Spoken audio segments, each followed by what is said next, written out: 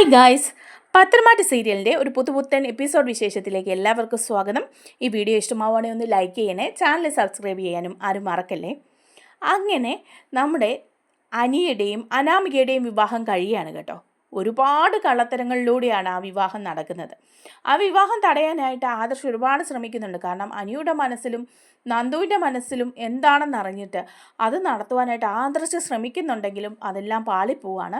അതിനെതിരെ നിൽക്കുകയാണ് ജാനകിയും മറ്റുള്ളവരും എല്ലാം. അങ്ങനെ അനാമികയുമായുള്ള അനിയുടെ വിവാഹം മനസ്സില്ലാ മനസ്സോടെ നടക്കുകയാണ്. അതുപോലെ തന്നെ അനാമിക ഒരുപാട് കള്ളത്തരങ്ങളിലൂടെയാണ് അനന്തപുരിയിലെ മരുമകളായി എത്തുന്നത്. പക്ഷേ ഇതൊക്കെയാണെങ്കിലും അനന്തപുരി തറവാട്ടിൽ വരുന്ന പണക്കാരിയായ മരുമകൾ, അന്തസ്സിന് യോജിച്ച മരുമകൾ, ഇതൊക്കെ അനാമികയാണ് എന്നാണ് ജലജയും ദേവയാനിയും ഒക്കെ പറയുന്നത് കേട്ടോ.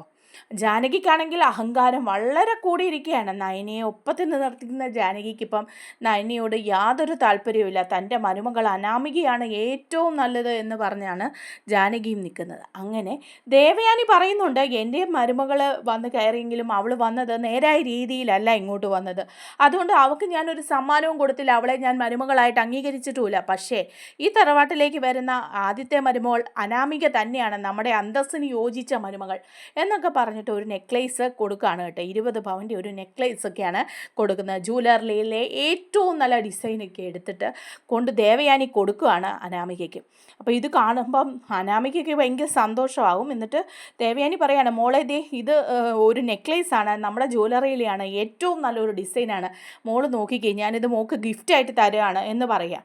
അപ്പം അനാമികയ്ക്ക് ഭയങ്കര സന്തോഷമാകും. ഇത് നോക്കുകയാണ്, നോക്കിക്കഴിയുമ്പം പറയും, നല്ല ഡിസൈനാണല്ലോ, നല്ല നെക്ലേസാണ്, ഒരുപാട് ഇഷ്ടമായ ആൻറ്റി, ഇതാരാ ഡിസൈൻ ചെയ്തതെന്ന് ചോദിക്കുമ്പോഴത്തേക്കും ദേവയാനി പറയാണ്, കാര്യം എന്നൊക്കെയാണെങ്കിലും ആ നയന ഡിസൈൻ ചെയ്തതാണെന്ന് പറയണം. നമ്മുടെ ജ്വല്ലറിയിലെ എല്ലാ ആഭരണങ്ങളും തന്നെ അവൾ ഡിസൈൻ ചെയ്തതാണ്, ഇത് നല്ല ഭംഗിയുണ്ട്, അത് അംഗീകരിച്ചേ പറ്റുള്ളൂ, അവൾ തന്നെ ഡിസൈൻ ചെയ്തതാണെന്ന് പറയുകയാണ്. അപ്പോഴേക്കും ഉടനെ തന്നെ നമ്മുടെ അനാമികയ്ക്ക് അത് ഇഷ്ടപ്പെടാതെ വരികയാണ്. അനാമിക പറയാണ്, എനിക്ക് അത്ര വലിയ നല്ലതായിട്ടൊന്നും തോന്നിയില്ല, പിന്നെ ആൻറ്റിയെ വിഷമിപ്പിക്കണ്ടല്ലോ എന്നോർത്ത് നല്ലതാണെന്ന് ഞാൻ പറഞ്ഞതാണ്. ഓ, നയനയാണ് ഡിസൈൻ ചെയ്തത് അല്ലേ, വേറെ ആരും അവിടെ ഡിസൈൻ ചെയ്യാനില്ലേ എന്ന് ചോദിക്കുകയാണ്.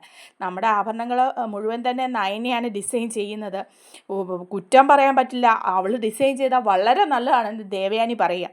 അപ്പോൾ ഇതൊന്നും അനാമികയ്ക്ക് അങ്ങ് ഇഷ്ടപ്പെടുന്നില്ല. അനാമിക വീണ്ടും പറയാണ്, അത്ര ഭംഗിയൊന്നുമില്ല, ആൻറ്റി ഗിഫ്റ്റായിട്ട് തന്നതുകൊണ്ട് ഞാനത് സ്വീകരിച്ചെന്നേ ഉള്ളൂ, അല്ലേ എനിക്ക് വേണ്ട എന്ന് പറയണം.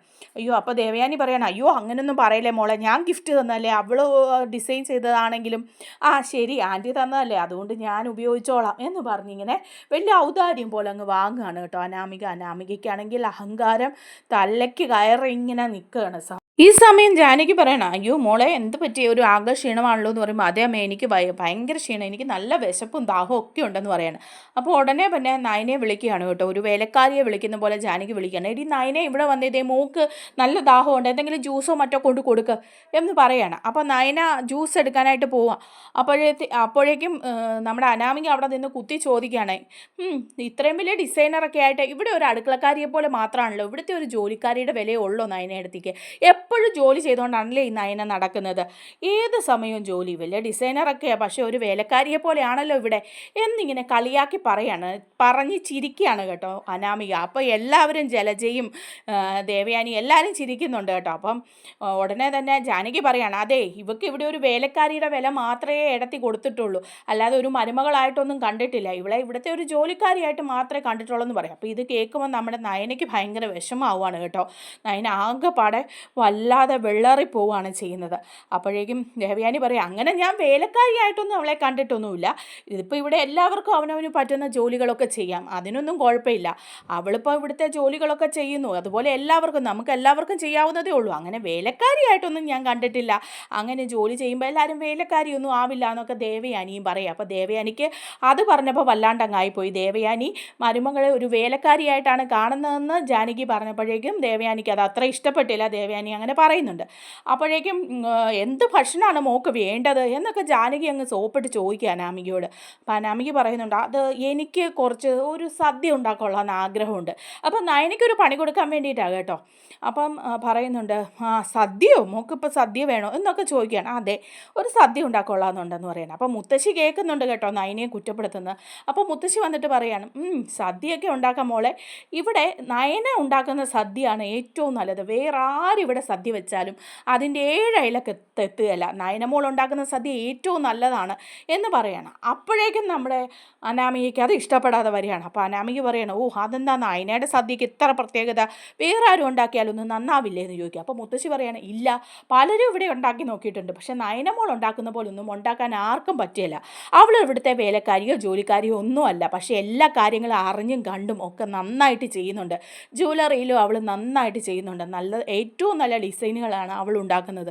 അതുപോലെ വീട്ടിലെ കാര്യങ്ങളും ആരും അവളെ ജോലിക്കാരിയാക്കിയൊന്നും നിർത്തണ്ട. അവളാണ് ഇവിടുത്തെ ആദ്യം വന്ന മരുമകൾ. അതുപോലെ തന്നെ ഇവിടെ എല്ലാ കാര്യങ്ങളും അറിഞ്ഞും കണ്ടും ചെയ്യുന്ന നല്ല ഒരു മരുമകളായിട്ടാണ് അവളിവിടെ നിൽക്കുന്നതെന്ന് പറയുക. അവൾ എന്ത് സാധനം ചെയ്താലും അത് ഏറ്റവും നല്ലതായിരിക്കും എന്നൊക്കെ അങ്ങ് ജാനകിയെ നോക്കിക്കൊണ്ട് തന്നെ മുത്തശ്ശി പറയണം. അപ്പോൾ ജാനകിക്ക് കിട്ടിയ ഒരു അടിയാണ്, കരണത്തിന് കിട്ടിയ ഒരു അടിയായിട്ട് മുത്തശ്ശി നല്ലതായിട്ട് തന്നെ പറയുന്നുണ്ട് ജാനകിയെ. വീഡിയോ ഇഷ്ടമായാലും ഒന്ന് ലൈക്ക് ചെയ്യണേ, നമ്മുടെ ചാനൽ കൂടി ഒന്ന് സബ്സ്ക്രൈബ് ചെയ്ത് സപ്പോർട്ട് ചെയ്യണേ. താങ്ക്